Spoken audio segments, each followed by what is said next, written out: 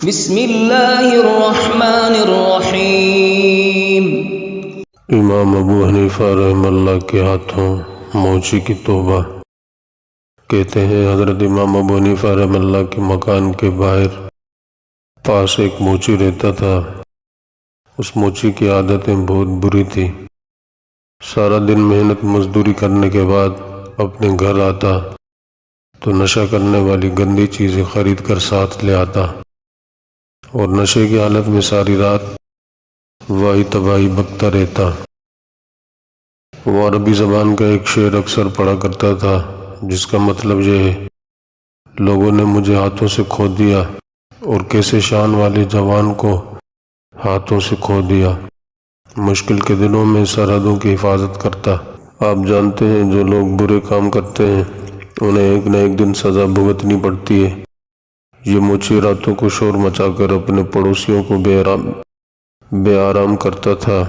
خاص طور سے امام ابو حنیفہ کو تو بہت ہی تکلیف ہوتی تھی۔ آپ اللہ پاک کی عبادت کرتے تھے، اس تکلیف کے باوجود آپ تو خیر کسی سے کیا شکایت کرتے۔ کسی اور پڑوسی نے ایک دن پولیس کے تھانے میں جا کر موچی کی شکایت کر دی کہ وہ روزانہ نشے والی گندی چیزیں استعمال کرتا ہے اور پھر نشے میں خوب شور مچاتا ہے جس سے ہم لوگوں کو بہت زیادہ تکلیف ہوتی ہے۔ یہ دونوں باتیں ہی قانون کے خلاف تھی۔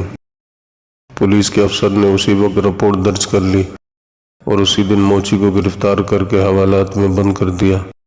دیکھا جائے تو یہ ایک طرح سے بہت ہی اچھا ہوا، لیکن حضرت امام نے رات میں موچی کی آواز نہ سنی تو آپ کو اس کی طرف سے بہت ہی فکر ہوئی۔ صبح ہوتے ہی دوسرے ہمسایوں سے اس کے بارے میں پوچھا۔ ایک آدمی نے خوش ہو کر ساری بات بتائی کہ کس طرح پولیس والے اسے گرفتار کر کے لے گئے اور اب وہ حوالات کے اندر کیسی تکلیف اٹھا رہا ہوگا۔ اس ہمسائے کا خیال ہوگا کہ حضرت امام ابو حنیفہ بھی یہ بات سن کر خوش ہوں گے، لیکن اس کے اندازے کے خلاف آپ کو اس خبر سے افسوس ہوا۔ آپ اسی وقت قاضی کی کچہری کی طرف روانہ ہو گئے۔ آپ کے علم اور نیکیوں کی وجہ سے آپ کو شہر کا بچہ بچہ جانتا تھا۔ قاضی کو جیسے ہی معلوم ہوا کہ امام ابو حنیفہ تشریف لائے ہیں تو مقدمہ چھوڑ کر فوراً اپنے کمرے سے باہر نکل آیا اور سلام دعا کے بعد کچہری آنے کی وجہ پوچھی۔ جواب میں آپ نے سارا واقعہ سنایا اور آخر میں سفارش کی کہ میرے اس ہمسائے کو اسی وقت چھوڑ دیا جائے۔ قاضی کیسے انکار کر سکتا تھا؟ اس نے اسی وقت موچی کو آزاد کر دیا اور حضرت امام کے پاس لا کر کہا، لیجیے اب اسے اپنے ساتھ ہی لے جائیے۔ امام صاحب نے ایک سچے ہمدرد کی طرح اس کا ہاتھ تھام لیا اور گھر کی طرف روانہ ہو گئے۔